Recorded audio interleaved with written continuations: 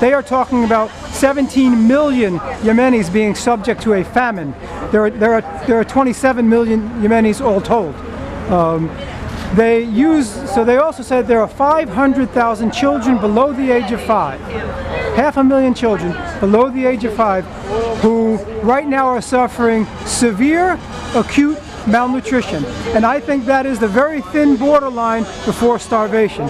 Severe acute malnutrition, the one thing I understand by that definition is if you've got it, then you probably have long-term developmental difficulties as you grow up. The Port of Hodeidah is at this point where 70% of food supplies would come through into the country. The Saudis are blockading it. Now, very recently, with the acquiescence of the United States, they are thinking about taking over the point, taking it over from the Houthi coalition. And if they do that, this is the precise moment when the UN is saying, watch out, you're going to spark a vast famine. That being said, a number of the European states, the United States also, their economies are in such flux right now that some of like the World Food Program has actually cut its food rations in half to the Yemeni people because they don't have the money.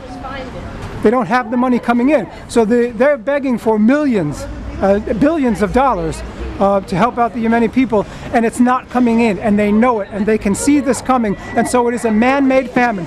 And as we should say, this is our problem. This is America's problem.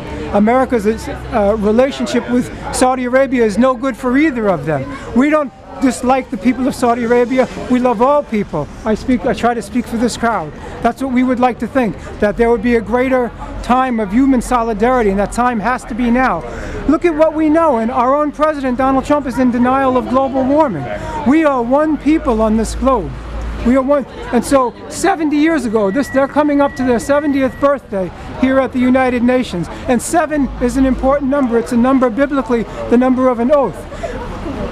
After World War II, when the most civilized nations in the world, Europe, tore each other to shreds, they decided to come together and try and begin to work together to create a more livable, decent life for everyone. And that was a great and noble thing to do. Unfortunately, at this point, 70 years on, it looks as though that we're more likely to tear each other to shreds again in a much larger way. There are so many conflicts around the world. So this is a conflict-driven famine, and we can stop it. We can stop it if we find the heart and the courage and the good sense to do so.